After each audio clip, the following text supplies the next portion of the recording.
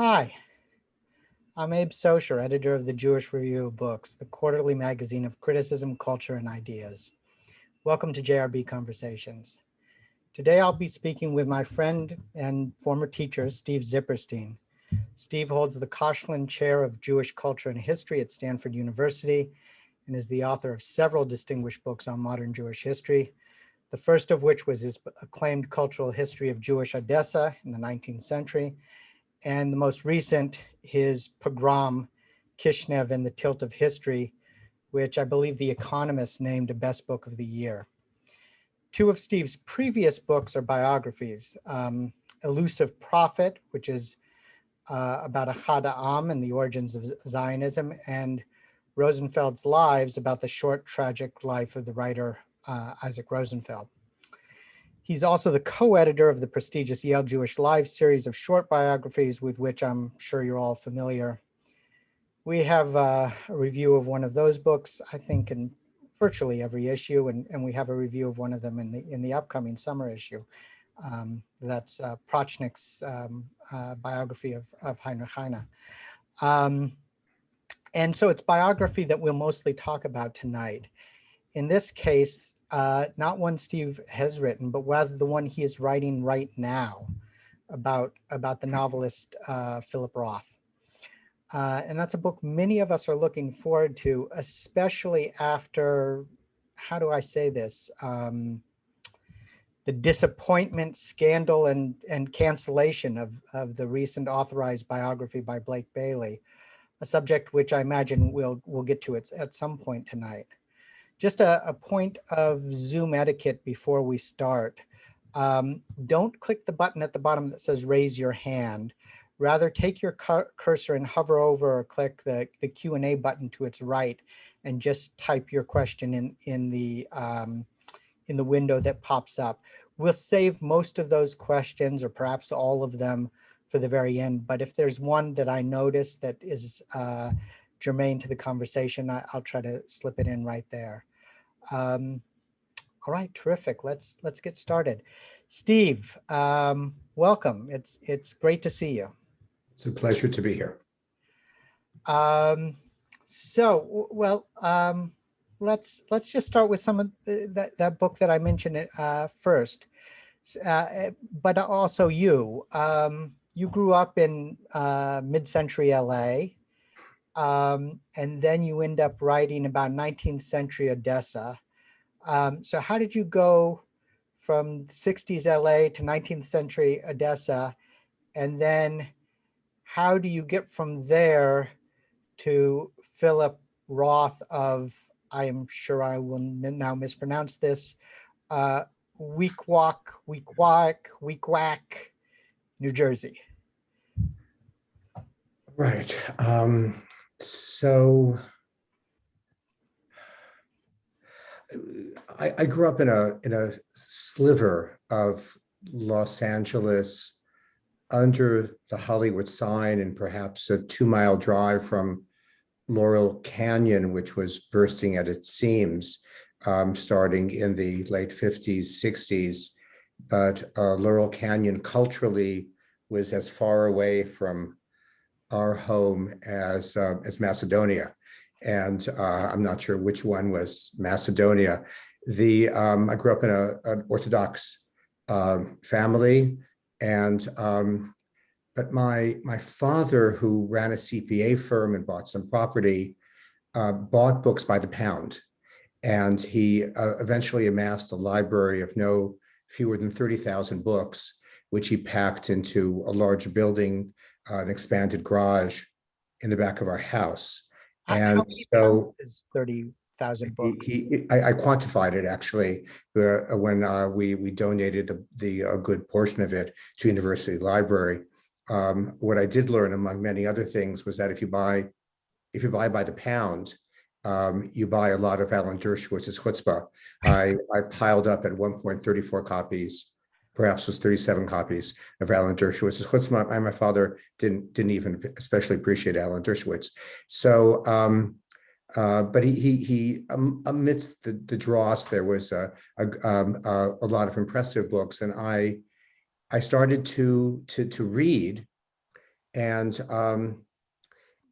when I was 17, on the verge of leaving for the Chicago Yeshiva, where my father had gone, and my father, in addition to being a CPA, had smicha, rabbinic ordination, I first read Philip Roth's Whacking Off, and I Is what that took me by surprise. you want me to repeat the title? And That's a short story. well, that was a portion of Portnoy's complaint that, as I recall, appeared in the Partisan Review. So I had subscriptions to the New American Review, the Partisan Review, to the then Liberal Commentary, to Harper's, to Atlantic, and I had subscriptions to all these magazines, and encountered Philip Roth's voice, and I was in the midst of my own adolescent rebellion that was actually channeled, perhaps it would seem counterintuitively, through the vehicle of the religious Zionist movement, B'nai Akiva, and B'nai Akiva, which eventually helped inspire the settlers movement in Israel. A number of my closest friends became leading figures in the settlers movement. I was a pretty promiscuous reader then, and actually read Summerhill side by side with my closest friend, who eventually became the maskir of Beit El, the settlement out near Ramallah, and also one of the founders of Ateret Kohanim, the yeshiva in East Jerusalem, thus training a new priesthood for the building of a third temple on the site of Al-Aqsa. And what I learned actually from B'nai Akiva was both the possibility of rebellion, but also, at least in retrospect, the power of ideas, because many of the ideas that were generated by B'nai Akiva have ended up shaping, in my mind, in a deleterious way, the state of Israel. And so that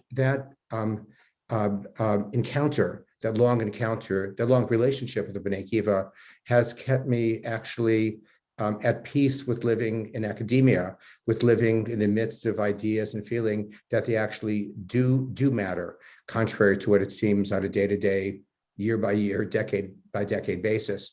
There was Roth that gave me a language for rebellion. There was B'nai Akiva that gave me a vehicle for rebellion, and the prospect of a place where one could flee the bourgeois constraints of Los Angeles for another place, and all them in some ways coalesced when I was 17, 18, and I've never ceased to have Roth's voice rumbling somewhere in the midst of my head. And that started in the late 60s and has continued in one way or another to today. Three things before we move on. Mm-hmm. I just want to note, well, two things and a question. One, I am informed by several people in the Q&A that I should say weak wake or weak ik.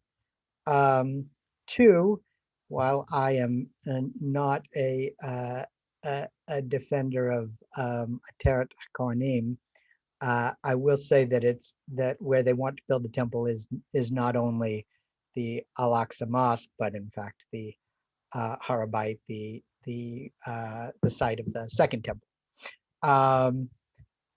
Third, a question. How long did you spend in the Chicago yeshiva? And is that the same as the Skokie yeshiva? Or is that a different? It was the yeshiva in Skokie. It was called the Chicago yeshiva. I mean, I remember it being Al-Aqsa, but we can discuss that offline. But I was there for just one very, very long, painful year, and then intersected more intimately, not nearly as intimately as I'd hoped at the time, with the 60s, and so it was just one year. But went there after finishing what was the Yeshiva University High School in Los Angeles. Now, back to Roth. maybe this is jumping ahead a little, but his voice is rumbling around in your head for decades. When do you finally meet him, and how? Well, we before that, I think one other connection with Roth, which I made long before I actually met him, was via Isaac Babel, the Russian Jewish writer who came to prominence in the first years of the Soviet Union, what became the Soviet Union in the 20s and the 30s. He was killed in 39, and Babel was for me my conduit to Odessa, and I became interested in Odessa eventually because having witnessed in Los Angeles the way in which culture changes without actually first and foremost cerebral activity. Culture changes because of sunlight, because you're at the beach, because of economic pressures, economic prospects, because of distance from other more traditional centers. I saw this growing up and gravitated toward Odessa, but I was introduced to Odessa through Isaac Babel and Isaac Babel's Odessa stories. But in addition, the portraits that Babel offered of the contradiction of the interplay between otherwise irreconcilable aspects of Jewish life that aren't necessarily, it's not conceivable that they could be reconciled, but they live within one's soul. And just one example of what Babel does, and I thought I just might illustrate this, is from his story, The Rebbe's Son. The narrator is a Jew fighting in a Cossack unit during the Russian Civil War, and on the Bolshevik side, the entire book is built around the counterintuitive reality of a Jew fighting in a Cossack unit. And in this particular story, he pulls onto the train someone who he'd encountered in a Hasidic shtibel, in a Hasidic prayer house sometime before, and the person's belongings, the Rebbe's son's belongings, fall onto the floor of the train. And as Babel writes, his things were strewn about pell-mell, mandates of the propagandists and the notebooks of the Jewish poet. The portraits of Lenin and Maimonides lay side by side, the knotted iron of Lenin's skull beside the dull silk of portraits of Maimonides. A lock of women's hair lay in a book, the resolutions of the party's Sixth Congress, and the margins of communist leaflets were crowded with crooked lines of ancient Hebrew verse. They fell upon me in a mean and depressing rain, pages of the Song of Songs and revolver cartridges. The prospect, I think, and discovering Babel, of the prospect of one living side by side with Maimonides and the sort of sensuality that Babel promises in this passage, and giving up nothing, embracing it all. It was this that brought me above all to Odessa, and a city that I ended up exploring in one way or another for I suppose about a decade or more. Now, from there to Philip Roth and Roth's Jewishness, we'll get back to the question of when you met him, but so I suppose one could say, the Rebbe's son and his belongings and the portrait of Rambam and the lock of hair, or for you,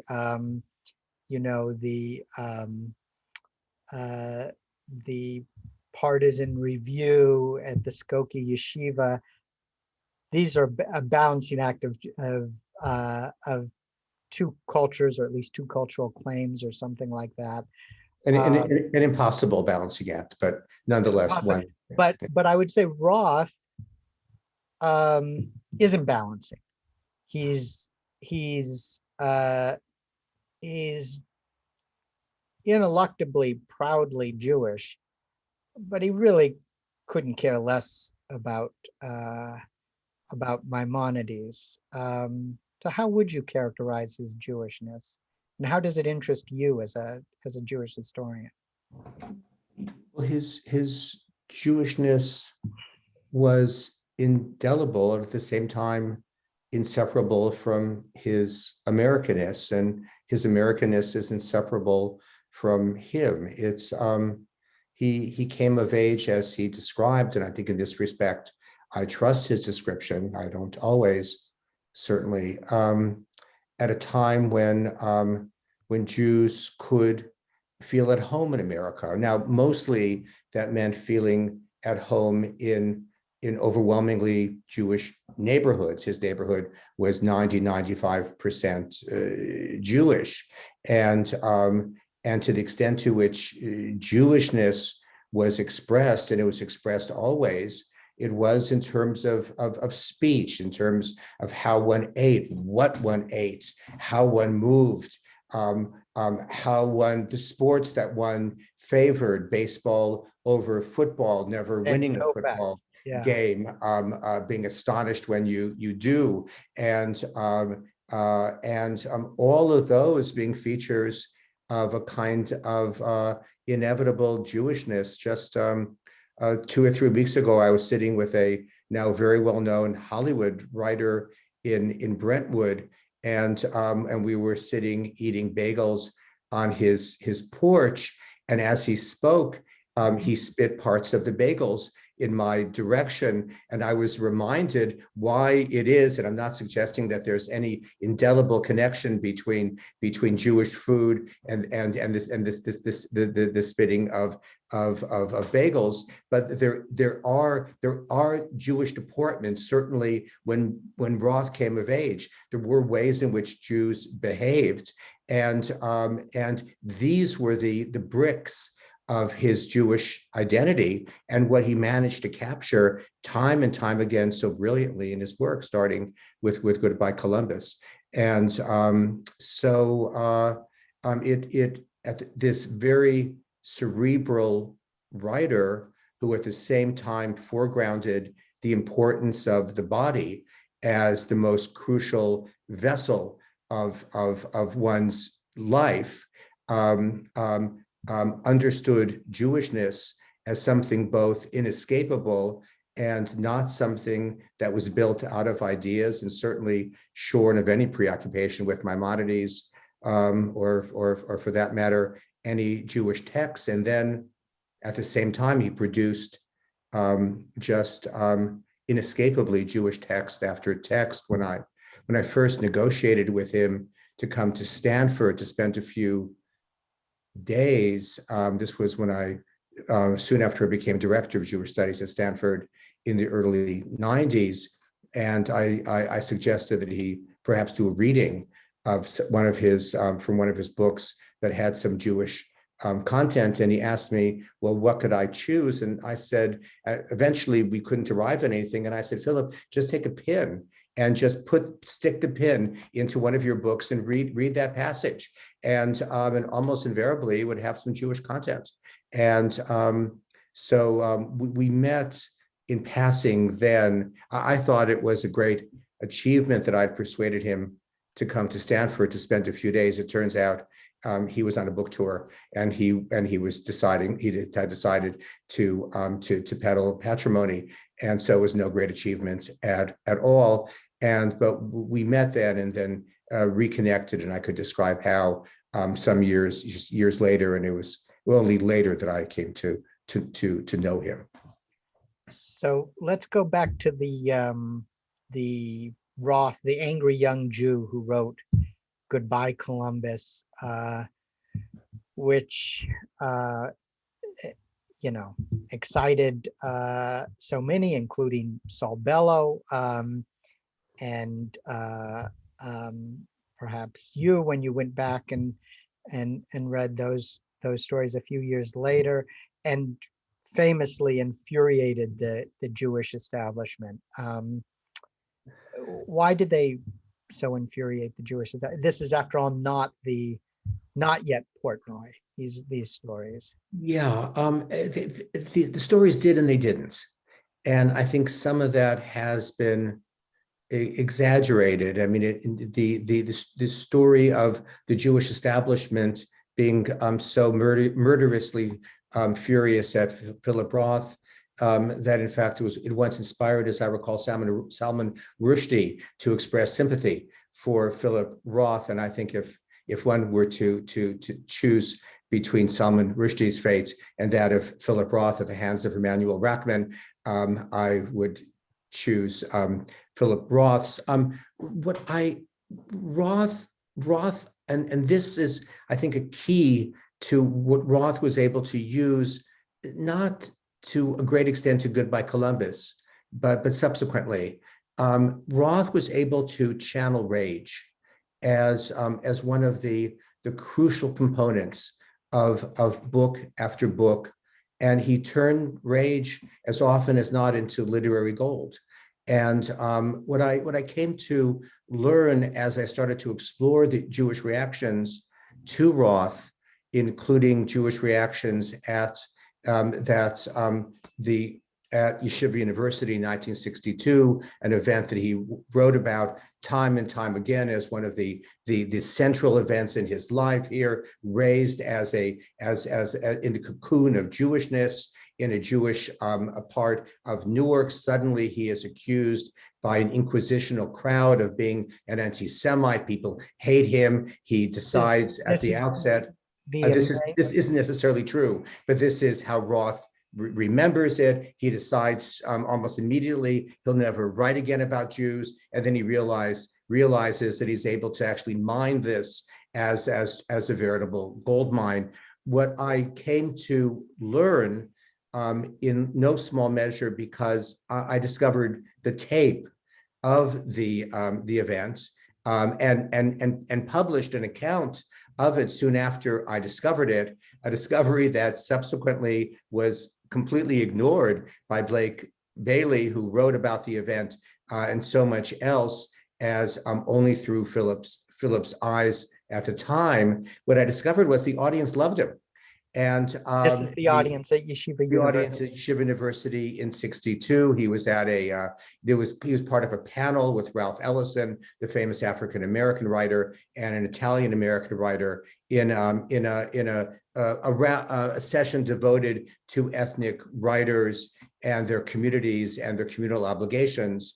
And the event was put together by the then head of the English department, David Fleischer, who was a warm admirer of Roth's, but was seeking to persuade Roth to be more attentive to communal needs after the appearance of Goodbye Columbus and some of its more controversial stories published in 1959 in book form. And what Fleischer found was that the audience was immeasurably more receptive to Roth's insistence on the importance of artistic freedom than to Fleischer's strictures. And Fleischer says 3 or 4 times, I can't remember whether it's 3 or 4 times, actually out loud, the audience favors your opinion more than mine. But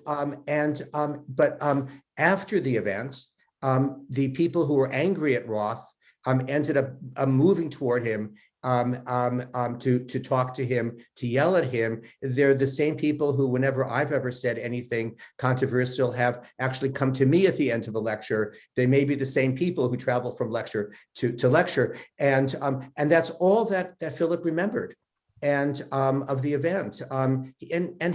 The reaction to his work on the Jewish street, if you will, is by no means entirely negative. At one point, Eugene Borowitz all but compares his moral teachings to that of Martin Buber. There are all sorts of rabbis who commend him from pulpits, as well as those who criticize him. And the one who he attacks the most is Emanuel Rachman, eventually provost of Yeshiva and eventually the president of Bar-Ilan University, who's a figure of vaunted liberalism within Orthodoxy, a committed liberal, someone actually who fought McCarthy, and who clearly felt that Roth's work struck at the heart of the kind of liberalism that he was promoting and had devoted his life to. And I think in one of Philip's essays, he devotes no fewer than 5 pages attacking Immanuel Rachman. So what Philip remembered, and this remained true, I think, to a large extent throughout his life, he remembered criticism. He remembered the awful remarks, and he was able to use criticism as often as not to change his work.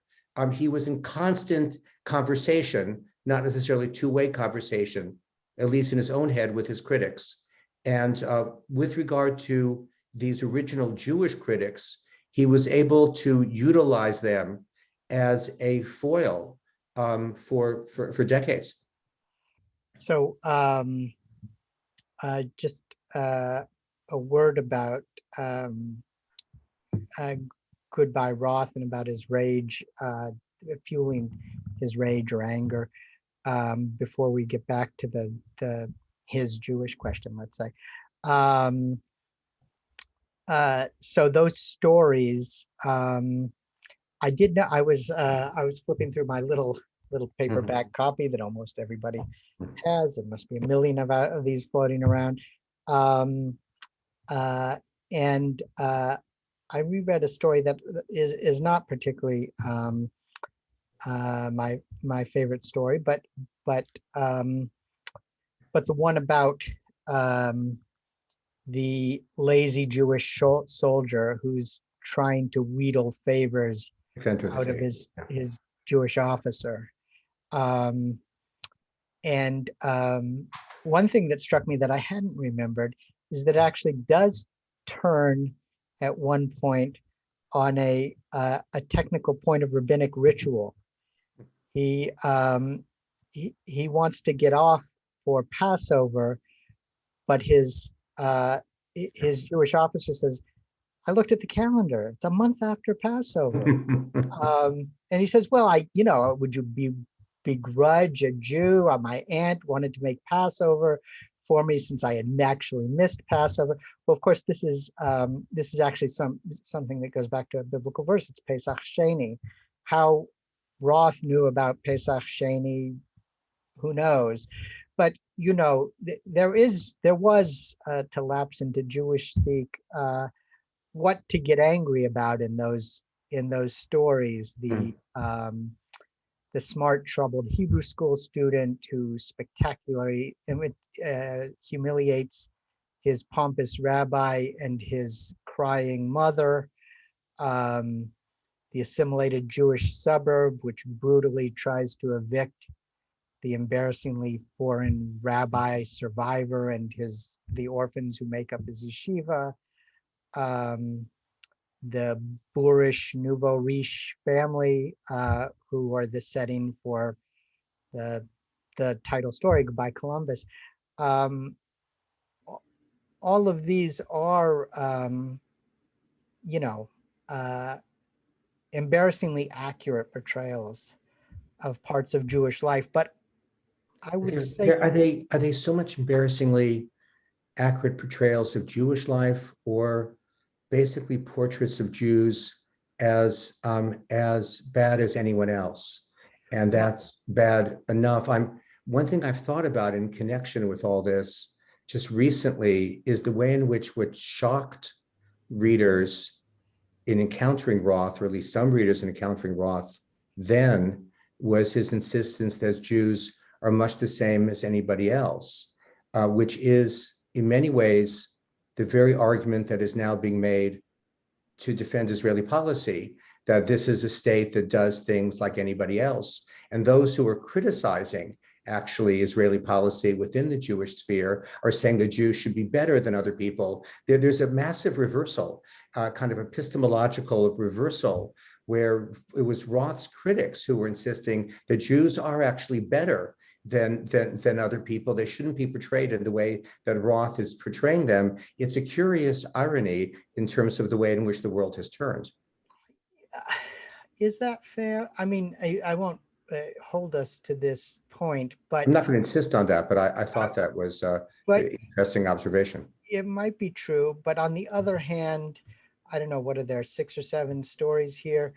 the Jews are the same as everyone else in Goodbye Columbus, one would think that aside from the clever Haredi survivor, there would be somebody who was somewhat admirable, There are. I mean, and who is not a Roth proxy or protagonist. no, in the longest of the stories in Goodbye Columbus, it's Brenda Potemkin's father, and who actually the protagonist admires.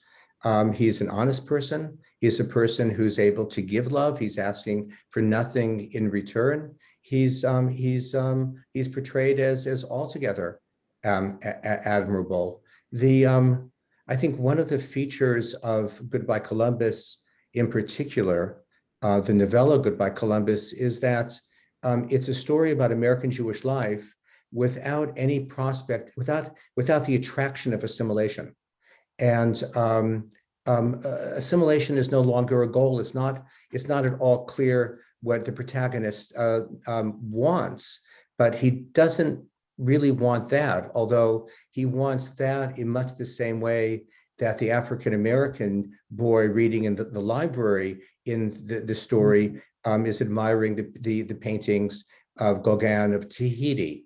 It's as alluring as Tahiti is to that boy, and it's probably as no more inaccessible. And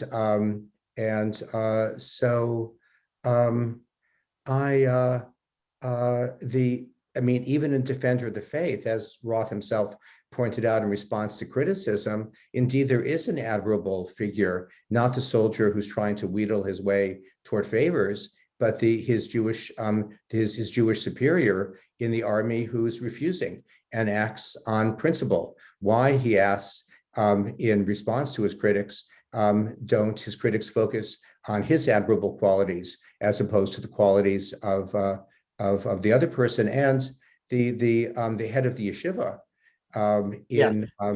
in Eli the Fanatic is a survivor of the Holocaust and a person of a kind of indomitable principle, someone who the narrator not only admires but seeks to emulate.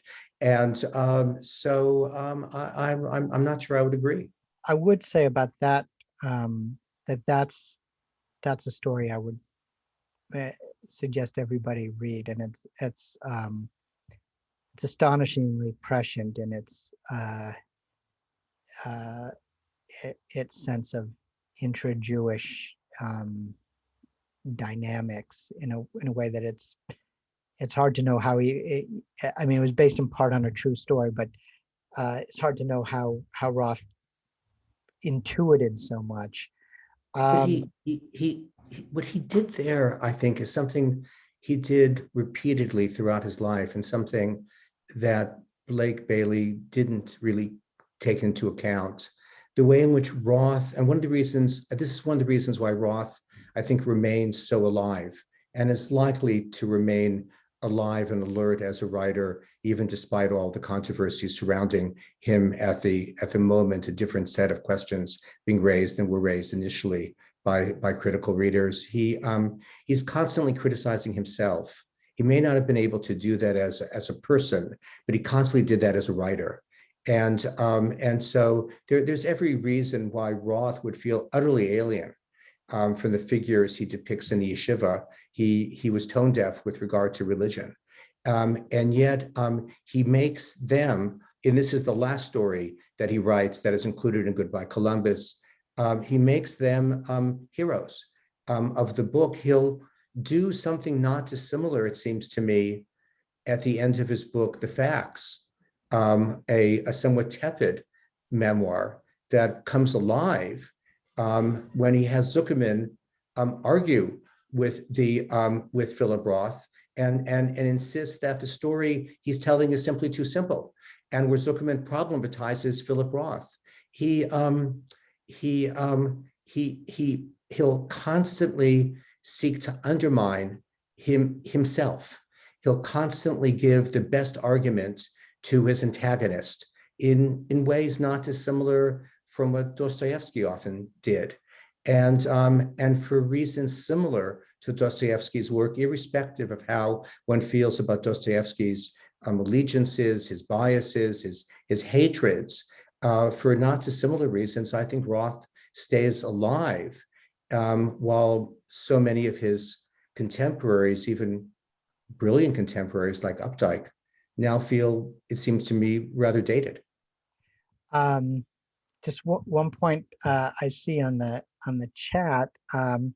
Our colleague Larry Kaplan from McGill says, I was at the program at YU and can verify what Zipperstein says. Ralph Ellison actually came to the aid of Roth when questioned by Fleischer. Right. I heard Rackman personally say he only objected to Roth's publishing Defender of the Faith in the New Yorker, but he published it in commentary, that is for other Jews, he would have had no objection. So a footnote. The problem with my argument about the audience is that I did find in the archives of Yeshiva University a list of the various places that the program was advertised. And among the places it was extensively advertised were New York City's cafes, coffee houses. So I can't actually substantiate that the audience was largely made up of YU type people, and so I just want to add that as a caveat. So let's talk a little bit about, before we get into the books more. Tell us a little bit about Roth's Jewish upbringing, his Jewish life. His Jewish upbringing, as I tried to indicate before, was much the same as his American upbringing. And so, he went, his father was nominally the member of an Orthodox shul, the Shlei shul. He went unwillingly to Hebrew school. He insisted he remembered nothing. I think his misuse of Yiddish and occasional Hebrew terms in his books, unedited by his editors, his ample testimony to how little he took away from these schools. And so his Jewish upbringing was made of much the same piece as the rest of his upbringing, an admiration for FDR, a sense that the Jews had a significant stake in the Second World War, though he only learned about what we now call the Holocaust somewhat later, and an acute awareness that just at the edges of his rather geographically small neighborhood were neighborhoods where might be uncomfortable for Jews to walk, or even profoundly uncomfortable, aware that in the German neighborhoods before the war, the pro-Nazi Bund was popular, and so his Jewishness was shaped out of love for parents, love for FDR, and an awareness that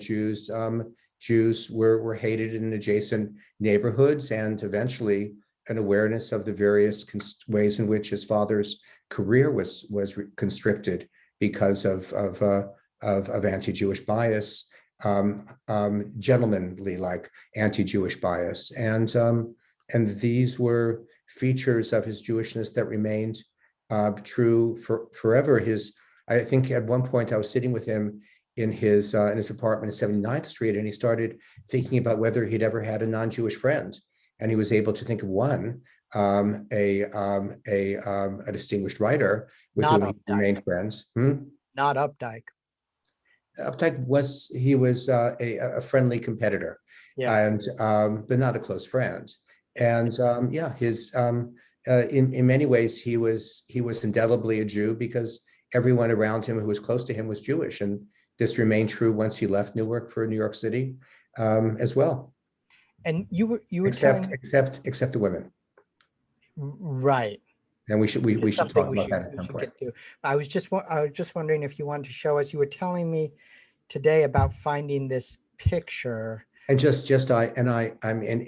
was in some ways a slip, because what does it mean when I say that everyone close to him was Jewish, Except except for the the innumerable women, and lovers. weren't the women he was involved with sexually and otherwise close to him. And so that gives you an entree to press me. But Yeah. I'll talk about the picture first, because what I just raised is a more difficult question. Yeah. So one feature that I've explored from the time I first started to become interested in writing about Philip Roth after I finished my last book, Pogrom, Kishinev and the Tilt of History, was what seems to me to be a constant motif in Philip Roth, the pull between a community that is impossible to live with, but whose pull is impossible to forget. And it's an awareness that freedom is lonely.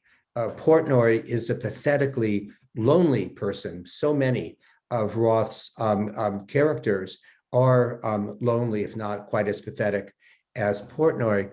And I came to discover, with the help of one of Roth's close relatives, how the Roth family was part of what they claimed to be the best organized Landsmannschaft family association. And these were more than family associations. These were associations of people often coming from the same region of Eastern Europe.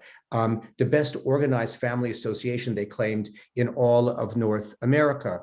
They issued their own newspaper, they had their own song, they had their own stationery, they had their own crest. Now, Jewish families don't often have a crest. And this particular crest introduced into it aspects from the flag of the Austro-Hungarian Empire, because the family came from the easternmost reaches of the Austro-Hungarian Empire, not far from the town of Tarnopol, which Roth uses, of course, as one of his characters' surnames.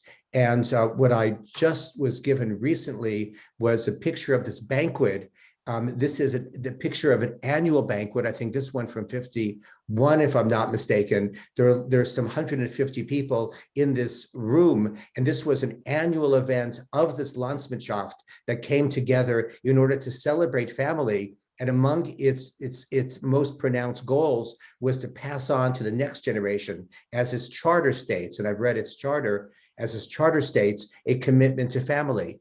And so, if you will, Roth's preoccupation with the heavy breath of community was overdetermined. And this is the world that he came out of. And this is the world that he explores time and time again about what it feels to escape from. But he never escapes. He explores the feeling of escape.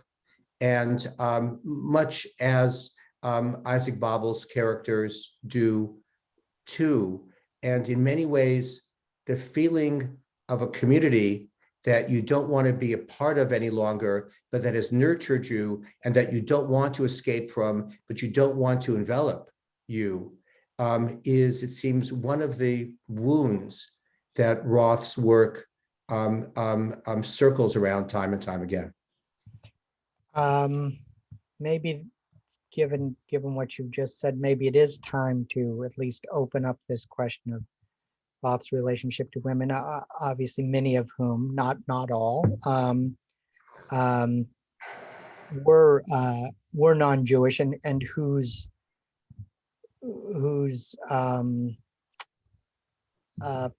attraction, at least partially, from what he says, and at least what Blake Bailey says, was that they were non-Jews.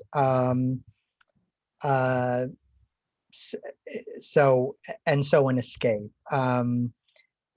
This is obviously the case with his first and soon hated wife, who's the subject of his first or second novel. Depends how you count Goodbye Columbus, right? It's for first, well, she appears the first real as novel. a rather admirable figure in Letting Go. and then she appears as a decidedly less than admirable figure when she was good. when she was good, and then she'll reappear often. Yeah. So, uh, well, let me, he's obsessed, certainly with women and with sex. Maybe it's the other way around, with sex and with women. A great deal of his life and even his writing life seems to be wrapped up in fury against some of his exes, and particularly his two ex-wives, although he also has continued warm relationships with other lovers. Some of his descriptions of women in his fiction would now make us cringe. Even then, perhaps, made us cringe. He's certainly been criticized on this score a lot. What was he a misogynist? How would you describe him? Roth is above all a literary pathologist of the body. He's acutely aware of the pool of the body, and eventually his books come to be preoccupied with the deterioration of the body and just the unfairness of it all, the unfairness of the reality of death. And he also is preoccupied from all the time he's actually putting together Goodbye Columbus, that he is committed to being a peer, not merely of the best writers of his time, but the best writers in the English language of all time. He's in competition with Melville, with Faulkner, and with Joyce, and with Fitzgerald, and refuses to allow anything to impede his way. And he's at the same time constantly aware of the pool of sexuality, which he wants to be able to enjoy freely without the bonds of matrimony, and without ultimately an intrusion on his path toward literary glory. And all this does not make these are not necessarily the ingredients of someone who's going to have a consistently empathetic relationship with anyone, whether men or women, and certainly not necessarily a deep relationship with women. His women, enormously impressive women, remain to the end a crucial part of his life. And that's often been pointed out, and was pointed out by Blake Bailey in his book too. And at the same time, as often as not, or often his relationships with his sexual relationships with women are utilitarian. And I mean, an example I discovered in one of the obituaries written by a woman who was at least then a literary editor of either The Nation or The Atlantic. I can't remember. She describes how she met him. I don't remember whether she was a student in one of his classes at the University of Pennsylvania, where he started to teach in the 70s, or she happened to meet him there, but she meets him, she talks to him, he propositions her, she indicates she's not interested. And then a few weeks later, she gets a call from the editor of either The Nation or the Atlantic, who's offering her a job as literary editor on the recommendation of Philip Roth. So there you see both sides of Roth, and consequently the spate of articles that have appeared in the wake of the revelations, or the apparent revelations, about Blake Bailey and his sexual life, conflating the two of them, I think are utterly ill-conceived, and utilitarian with regard to women, as often as not true. Capable of sustaining deep relationships with immensely impressive women, also true. I think one of the more interesting portraits, a brilliant portrait, actually, in some ways, perhaps even the best biographical portrait of Philip Roth that exists, is in Janet Hobhouse's novel, but in many ways, it's a memoir called The Furies. It's unfinished. She's a very talented short story writer and novelist. She writes about an affair that she has with the famous writer who lives in the same building that she's living in the West 80s. It's clearly Philip Roth. And it's a passionate affair. It's a controlled affair. She's married. She's living with her husband in the apartment while she's having the affair with Philip, mostly in the daytime hours, and when her husband travels. And it ends once she shows him a bottle of lithium that she's taking in order to control some emotional problems. And she sees in his eyes that he's decided that she's potentially too much trouble to deal with. And then and the relationship ends, but then it doesn't end. They re-meet. I can't remember how, when she's ill with cancer. He's at her bedside. It's the scene in Sabbath's Theater where he's in the cemetery was inspired by his searching for a grave for Hobhouse when she dies, or when she's dying. And the portraits of him as engaging in generosity out of a desire for control, I think, are really a flattened portrait of him. He's narcissistic, and he's generous. He's utilitarian, and he has these deep, abiding relationships with some of the most impressive women I've ever met. And so I think some of the portraits, I'm convinced some of the portraits in the wake of the Blake Bailey biography are reductionist, and to some extent, I think Blake's portraits are reductionist. Blake was clearly gravitated toward that side of Philip, a sexual hunger that Philip felt, but similar to the way in which Leonard Cohen portrays sexual hunger as something that may be momentarily all-consuming, but that if you allow yourself to be consumed by it, you're burned. And so he distrusted that sexuality's capacity to take control over you no less fervently than he distrusted matrimony. And he was drawn to kind of bad boys who would be consumed by their passions, but he was always too cautious to actually allow that to happen to him. He wrote about them. He captured them, but what he captured was not autobiographical. Often it was the fear of what could happen if indeed he fell into that pit. I could press this point, but I think we talked about, when we were talking before, we talked about you picking some passages to give a flavor to those who haven't read Roth or haven't read Roth recently, of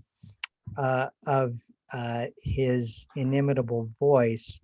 And I think that would be a good way to end before we get to a few questions from the audience. Okay, so I picked just three brief sections from three drastically different books to give a sense of various sides of Roth. The first from the ghostwriter. The living room he took me into was neat, cozy, and plain.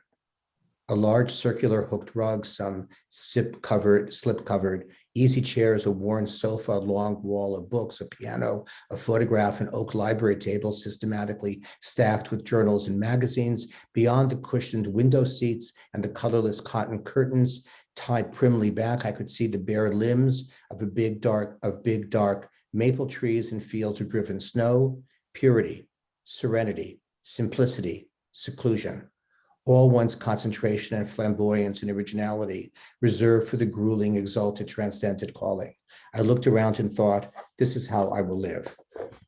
And then a passage from the Counterlife. Let's just say before we get to this, I will that he's portraying himself as a young man, a 23-year-old aspiring writer, going to the writer who he aspires to be, who is at least partly modeled on Bernard Malamud, and who did live in New England. But of course, he's also talking about himself. He also retreated to just such a place. Right. Yeah. Yes and no. And then just a passage from the Counterlife. He's portraying the wife of someone comparable to that of Levinger, the leader of the settlers in the settlement adjacent to Hebron. There was a second song, a melody more lyrical and poignant than the first. This is a Friday night dinner, and the voice that dominated now was Ronit's, leading with her folk singerish fervent soprano, singing in the Sabbath. Ronit looked as contented with her lot as any woman could be, her eyes shining with love for a life free from Jewish cringing, deference, diplomacy, apprehension, alienation, self-pity, self-satire, self-mistrust, depression, clowning, bitterness, nervousness, inwardness, hypercriticalness, hyper-touchiness, social anxiety and social assimilation, a way of life absolved, in short, of all of the Jewish abnormalities, those peculiarities of self-division whose traces remained imprinted in just about every engaging Jew I knew. That's a pretty good definition of Roth's Jewishness. And then finally, of course, this Portnoy's complaint. Look, am I exaggerating to think it's practically miraculous that I'm ambulatory? The hysteria and the superstition, the watch its and the be carefuls. You mustn't do this, you can't do that. Hold it, you're breaking an important law. What law? Whose law? They might as well have had plates on their lips and rings through their noses and painted themselves blue for all the human sense they made, or the milchiks, the fleishiks, besides all those mishugna rules and regulations on top of their own private craziness. It's a family joke that when I was a tiny child, I turned from the window out of which I was watching a snowstorm and hopefully asked Mama, do we believe in winter? Do you get what I'm saying? I was raised by Hottentots and Zulus. I couldn't even contemplate drinking a glass of milk with my salami sandwich without giving serious offense to God Almighty. It's what's at the epicenter of what Roth achieved was language, which I think is one of the reasons is these sentences, these vastly different, extraordinary sentences, which is one of the reasons why almost every single film based on his books is awful. Not every film, but nearly every film. Which one is good? Pardon me? Which one is good? But let me finish. Because of the difficulty of transmuting sentences onto the screen. I thought the what's called elegy, the dying animal, was actually quite good. He didn't like it. I liked Goodbye Columbus, and but there are few indignation, perhaps. There are few others, even those made by enormously distinguished filmmakers, that work.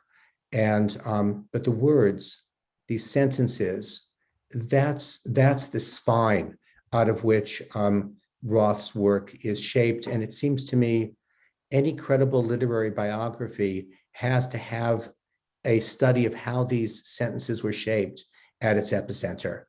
And maybe you would raise this, and I know we've gone over time, but I thought I just might end with what might be the first paragraph or two of my book. Oh, that would be terrific. Yeah. And then do you have time for, at least we've got dozens of questions, but do you have time for 3 or 4? Okay, yeah. Terrific, thanks. So as of now, this is how it's starting, and I'm sure it actually in the end won't start this way, but it's the beginning as of now. Tom Paine bursts into Benjamin Franklin's London home, insolent, unkempt, a mid-20th century pent-up adolescence, adolescent in the guise of a late 18th century English farm boy, where he manages in Howard Fass's widely read 1943 historical novel, Citizen Tom Paine, to charm a bemused Franklin, much as he will the 13 or 14-year-old Philip Roth, who would identify this as quite possibly the first real book he ever read. Paine here is belligerent, with, quote, inside of him, something burning uneasily, end quote. He introduces himself as a working man, someone who has bounced about doing odd jobs, none all that well, desperate to flee class-ridden, rotten England for the openness, the promise of America. A benevolent Franklin would assist him to do just that, setting him on a course where he would emerge as a writer, celebrated, accursed, forever indispensable, seeking to capture on the page, in the words of Howard Fass Paine, quote, what a man can't because he's got no guts in him to say it. Over the course of perhaps the most fabled American writing career of the last half century, Philip Roth would come to see himself in much the same way. Wow. Did Roth read that book as a child, the Howard Fass? I've read it to you, Abe, first.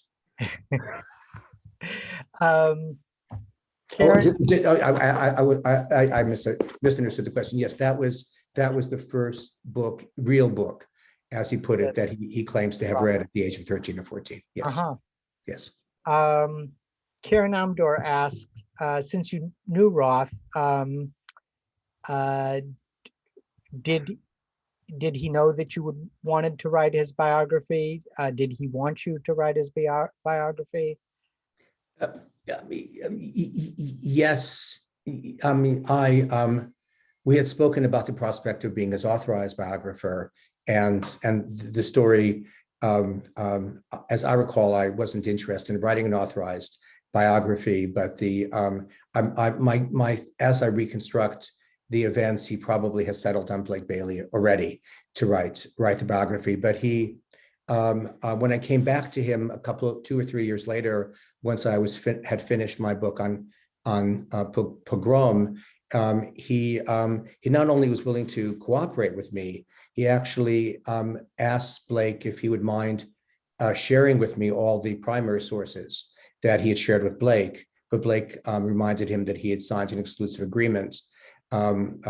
Philip was someone who broke the rules, and in the end, I saw much of this primary material, and I could describe how, if asked, and hope to integrate a good deal of it into the book. But what he did do was to introduce me to many of those close to him and they shared primary sources with me, their own recollections.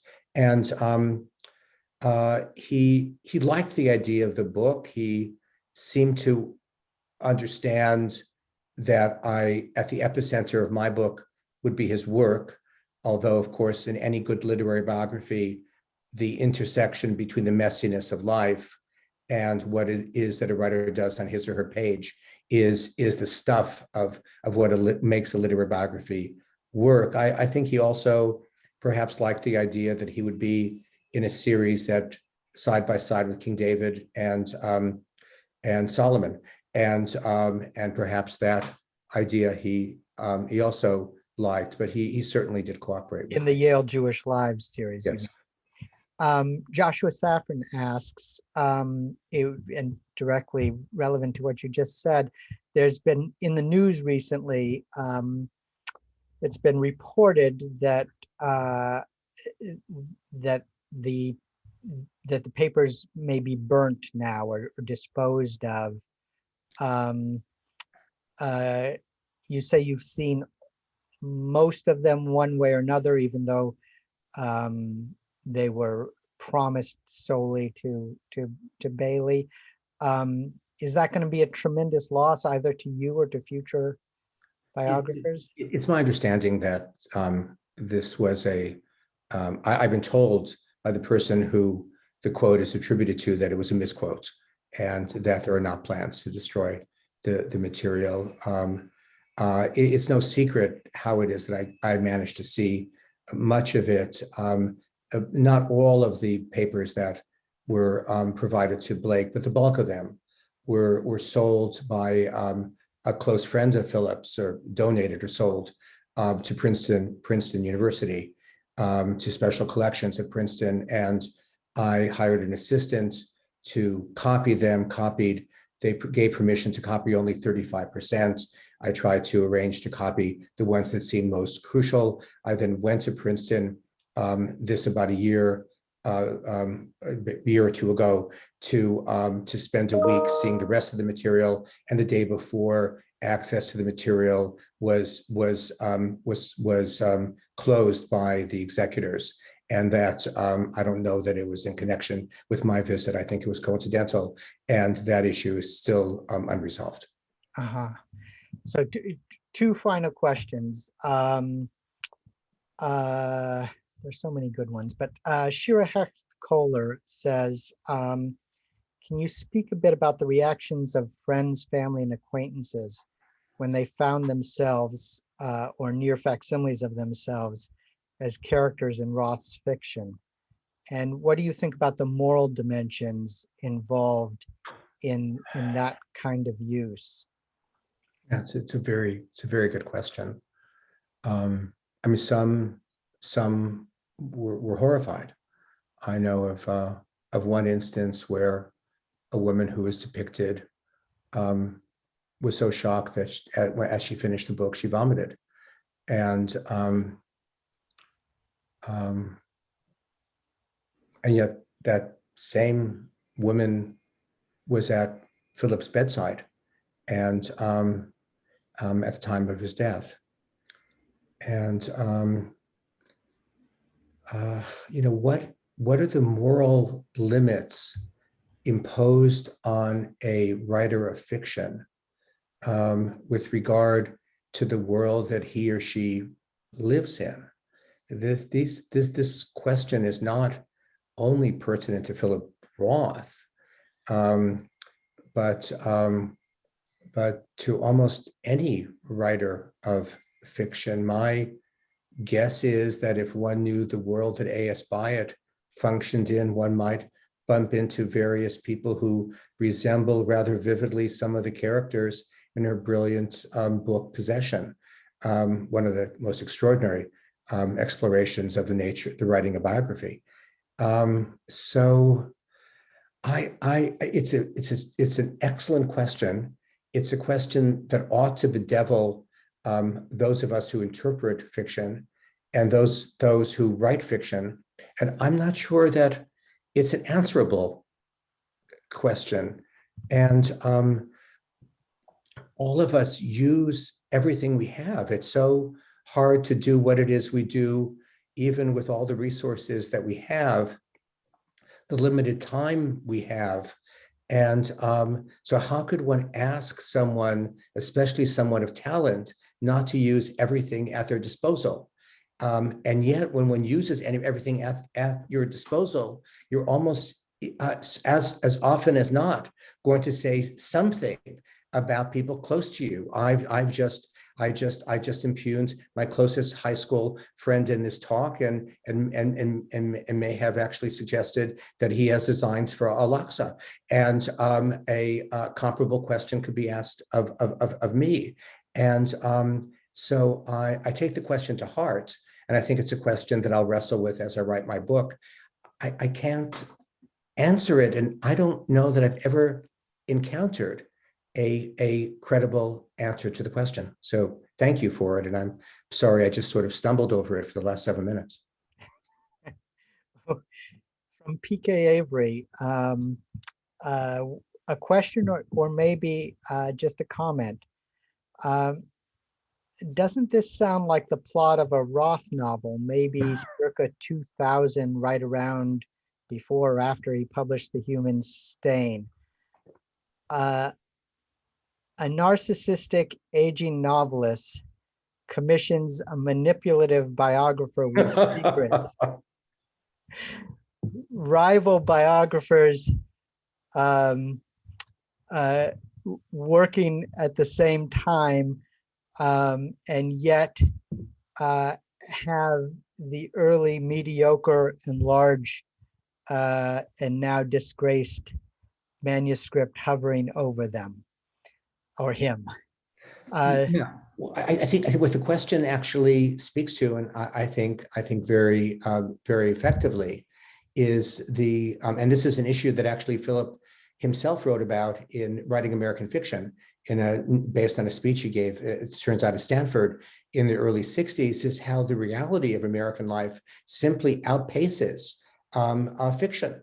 And I mean, how could you make up January 6th? And the denunciation of January 6th in the Senate, people seeing it on television, and consequently what has been made of it. I think if anyone had written this up as a novel, a fiction novel, a fiction editor would say, no, this can't happen, and yet it's happened before our eyes. I don't know that a fiction writer could have made up Trump. And so I agree that as the story of Blake was unfolding, and perhaps more will unfold over the course of the next month or years, I felt exactly the same thing, that one couldn't possibly have made this one up. And a question that I'll have to ask myself and wrestle with now that the biography that I'm writing has changed, in the wake of the implosion of Blake's book, or its transmutation to whatever state that it's in at present, is how it is, what it is that Philip saw in him, and to what extent he certainly didn't see any of the stuff that surfaced with regard to his apparent sexual activity. But what else he might have seen in him, and what he might have closed his eyes to. And so that too has to be part of any credible biographical book written about him. Steve, this has been, as always, fascinating, challenging, and as have our conversations for the last 25 or more years, we're over time. So thank you so much for this. Thank you all for coming. I'll just end by saying that the summer issue of JRB comes out in a few weeks, and we will go on a little summer hiatus with these conversations, but we'll be back in the fall. Meanwhile, keep reading, and see you all later.